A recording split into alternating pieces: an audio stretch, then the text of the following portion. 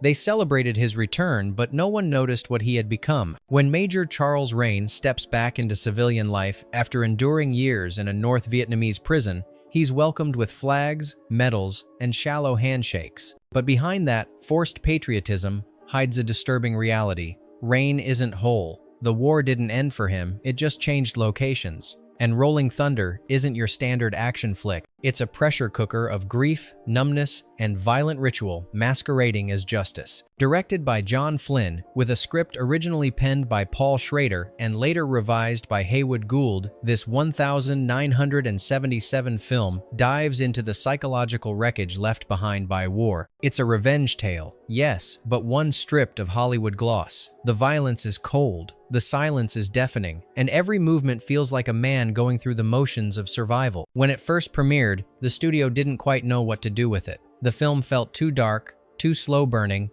too personal. It was trimmed, censored, and quietly released. But over the years, Rolling Thunder found its audience one viewer at a time. Quentin Tarantino would go on to call it one of the greatest action films of all time and name a company after it. But for all the praise, the movie still hides secrets, abandoned footage, rewritten scenes, and emotional truths that slipped under the radar. This is a film forged in trauma, and the 20 facts behind its creation are every bit as strange, unsettling, and unforgettable as the film itself. These are 20 weird facts you didn't know about Rolling Thunder. Fact 1.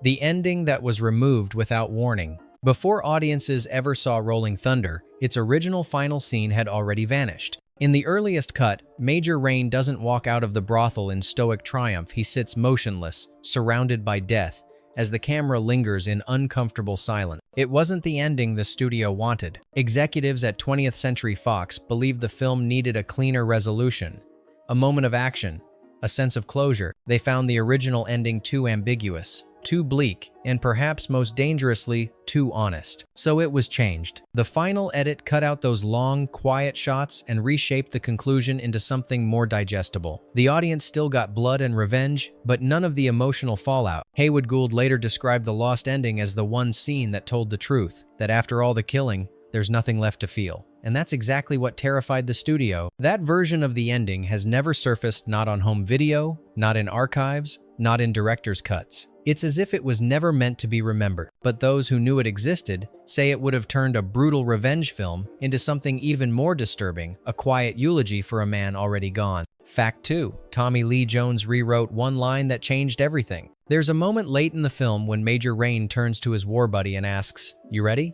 The answer, from Tommy Lee Jones, is bone dry. "I've been ready since I got back." That chilling line was never in the script. Originally, Johnny's response was longer, more emotional, more explanatory. But Jones felt it rang false. He believed the character, like Rain, wouldn't talk about feelings. He wouldn't philosophize. He'd just act. So Jones suggested the change on set. Flynn agreed. They ran with it. And in doing so, they created one of the film's most unforgettable moments. It's not loud. It's not dramatic. But it lands like a gut punch, delivered with the weight of years spent trying to feel nothing. The line isn't just memorable, it's perfect. Because in a film about emotional detachment, Jones delivers a response so numb it says everything. Fact 3. Schrader disowned the script, but it never left him. Paul Schrader has written some of the darkest, most tortured characters in cinema. But before Taxi Driver or American Gigolo, there was Rolling Thunder, a screenplay so personal, he walked away from it. Originally, Schrader intended the story to be a bleak meditation on violence, guilt, and ritual. Major Rain wasn't just a man seeking revenge, he was a figure going through a process of spiritual disintegration. But before filming began, the studio hired Haywood Gould to revise the script, adding structure and softening its existential edge. Schrader wasn't happy. He distanced himself from the project, publicly. But even after he disowned it, the themes from Rolling Thunder followed him. He would later reuse many of its emotional motifs, loneliness, suppressed rage, self-destruction in his later work. In some ways, Rolling Thunder became the skeleton key to his filmography, a prototype of the broken men he'd returned to again and again. So while Schrader may have walked away from the credits, he never really left the film behind. Fact 4. The hook was modeled after a real soldier's prosthetic. One of the film's most jarring visual elements, Major Rain's sharpened metal hook, isn't just cinematic symbolism, it was rooted in reality. Paul Schrader reportedly drew inspiration from an article he read about a Vietnam veteran who returned home with a primitive prosthetic arm. The man, rather than opting for a natural-looking replacement, wore a steel hook deliberately rough, unpolished, and impossible to ignore. For Schrader, it represented something deeper than injury. It was a way of refusing to let the world look away. The trauma wasn't hidden, it was put on display. In Rolling Thunder, the hook evolves into more than a prosthetic. It becomes Rain's defining feature, a ritual object, a weapon, a reminder that he no longer fits into civilian life. And when he begins sharpening it before confronting his enemies, the gesture is quiet, eerie, and deeply symbolic. It's not a Hollywood action trope, it's a slow burn of psychological truth. The hook is what's left when everything else has been stripped away. Fact 5. The final shootout was inspired by a murky local legend.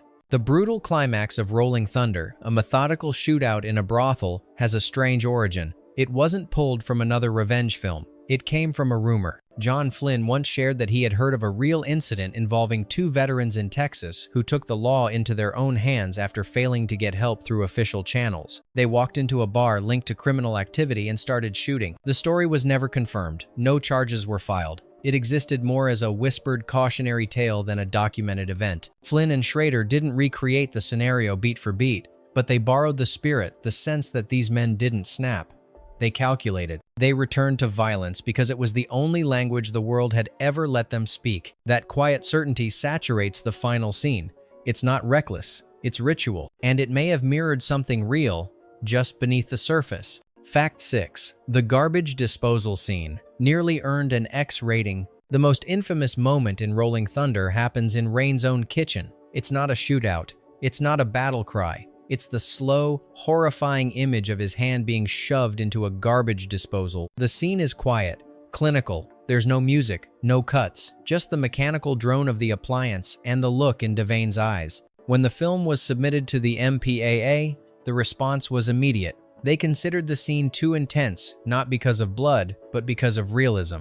The emotional tone was too raw, too disturbing. The pain wasn't theatrical, it was personal. Fox was told to make cuts or receive an X rating. Director John Flynn resisted, but eventually agreed to trim just enough frames to satisfy the censors. Even with those edits, the scene remains hard to watch. It's not just a moment of brutality, it's the exact point where the film stops being a revenge story and becomes something else entirely. Fact 7. Tarantino tried to bring it back from obscurity. To Quentin Tarantino, Rolling Thunder wasn't just a great film, it was a cornerstone. He didn't just recommend it to friends, he built an entire company around it. In the 1,990 seconds, when Tarantino launched his distribution label Rolling Thunder Pictures, the name was no accident. He credited the film with shaping his approach to tension, violence, and character. He called it one of the greatest action movies ever made. But admiration wasn't enough. Tarantino wanted to re-release the film in theaters. He hoped to restore it, remaster it, and bring attention to the parts of it that had been buried, especially the original ending. Despite his influence in the industry, he hit a wall. Rights were tangled. Studio interest was minimal. The original elements, if they still existed, were locked away or forgotten. His dream of a full revival never happened. Still, its fingerprints are everywhere in his work. The silences before violence, the cold, calculated pacing, characters who act more than speak. He couldn't bring it back, but he made sure it would never be forgotten. Fact 8. Devane only got the role after everyone else said no. Today, William Devane is synonymous with Major Charles Rain, detached, measured, deadly. But he wasn't the studio's top pick. Not even close. Producers originally approached higher-profile actors. James Caan declined, saying the character was too empty. Charles Bronson reportedly didn't want to play another quiet killer. Steve McQueen was mentioned but was unavailable or unwilling, depending on who you ask. By the time the script reached Devane, the studio had lowered expectations. But John Flynn saw something different. He believed Devane's subtlety, his ability to do nothing and still command the frame, was exactly what the role needed. Devane accepted, and his performance became iconic. He didn't play rage, he played absence, the stillness, the void. That wasn't Plan B. That was what made the film unforgettable. Fact 9. The original trailer was so unsettling, it got yanked. Most movie trailers are designed to build hype. The original trailer for Rolling Thunder did the opposite. It disturbed people. The footage was harsh and fragmented. Quick cuts of Rain's mutilation, slow shots of his expressionless face, a low, monotone voiceover whispering lines like, "They took his hand, he's taking theirs. It didn't land well. Audiences were confused. Some theaters received complaints.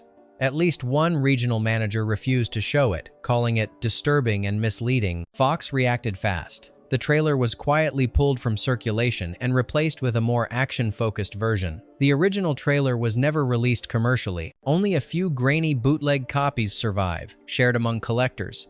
And those who've seen it say it wasn't just promoting a movie, it was warning you about one. Fact 10. Rain was never meant to survive. In its earliest form, Rolling Thunder didn't end with Rain walking out of the brothel. It ended with him dying there alone, bloodied and spent. Paul Schrader's original screenplay saw Major Rain as a man consumed by ritual. Revenge wasn't his salvation, it was his suicide. The final shootout wasn't about triumph, it was an act of spiritual erasure. Schrader wanted Rain to die, not for drama, but because death was the only logical conclusion to his emptiness. But Fox wasn't willing to let that happen. Executives pushed back hard. They wanted an ending that left room for breath, maybe not hope, but survival. Schrader lost the battle. The death was cut. The walkout was added. He was furious. He later said that by sparing Rain's life, they robbed the film of its final truth, that violence doesn't fix you, it finishes you. And even though Rain lives in the final cut, it's debatable whether anything inside him actually did. Fact 11.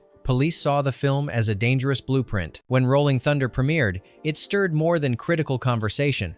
It triggered real concern among law enforcement. Several police departments, particularly in the Midwest, voiced unease about the film's message. They believed it portrayed legal institutions as ineffective and painted vigilante justice in a sympathetic light. One sheriff warned that it could plant dangerous ideas in the wrong minds. There were no bans, no official censorship, but internally, discussions took place. Officers were briefed, and screenings in certain regions were discouraged. To the filmmakers, the accusations were misplaced. Schrader argued that the movie was about trauma, not inspiration. Flynn said Rain wasn't a hero, he was a ghost. Still, the fear lingered. Because Rolling Thunder didn't make violence look fun. It made it look inevitable, and that's what unsettled people most. Fact 12.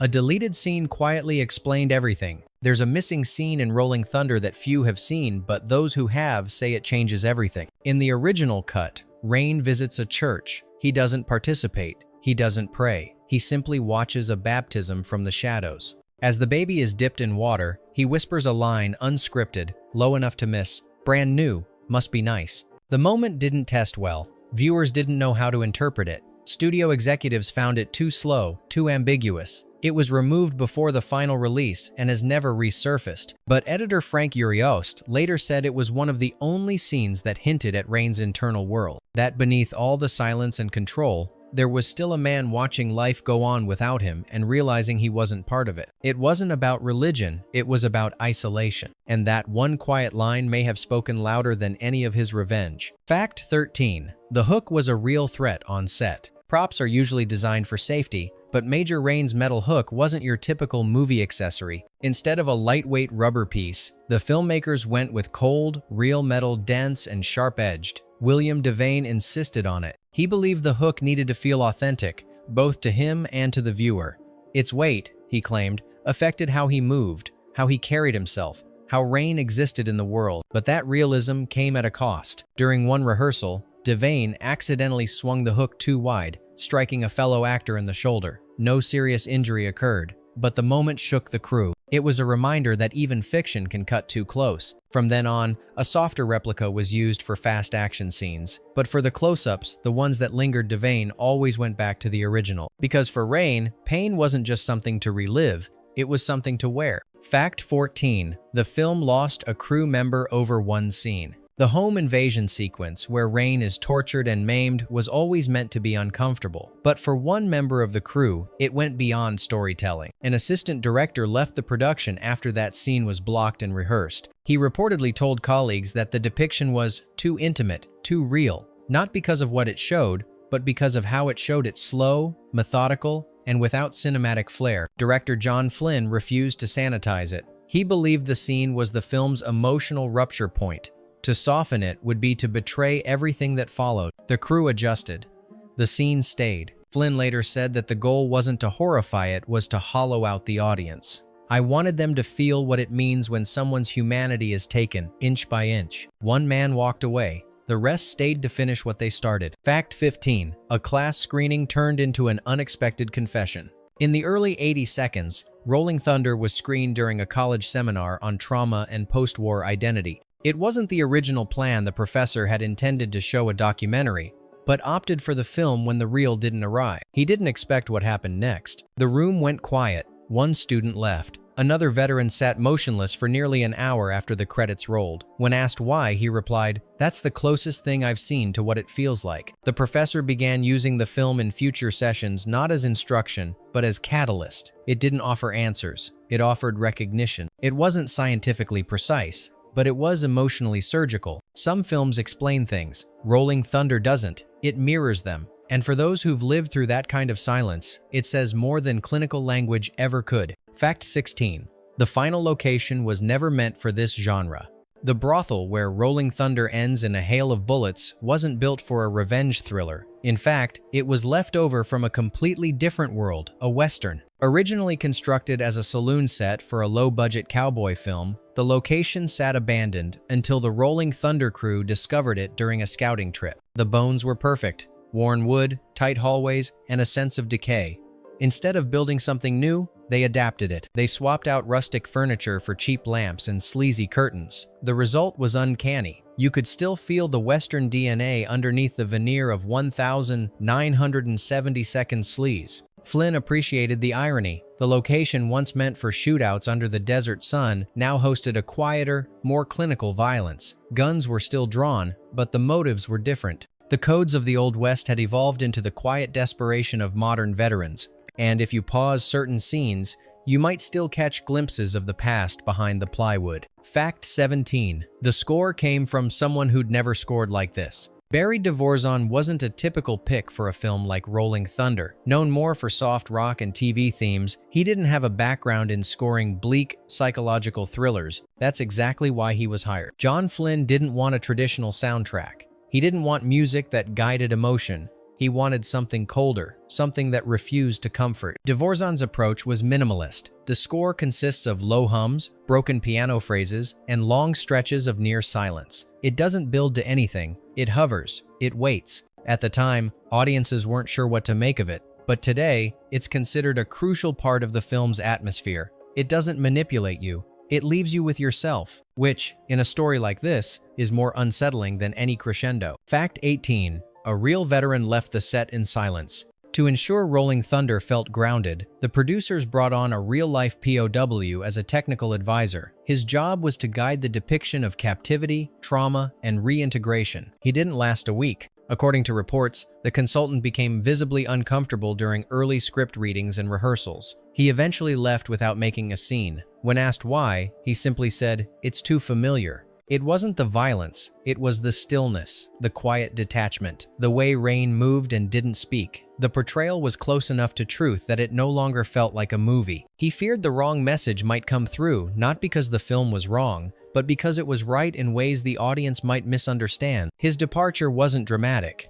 but it left a mark. Because when someone who's lived the story walks away from the retelling, you know the fiction is sharper than you thought. Fact 19. The military didn't ban it, but they kept it off the base. Officially, Rolling Thunder was never blacklisted.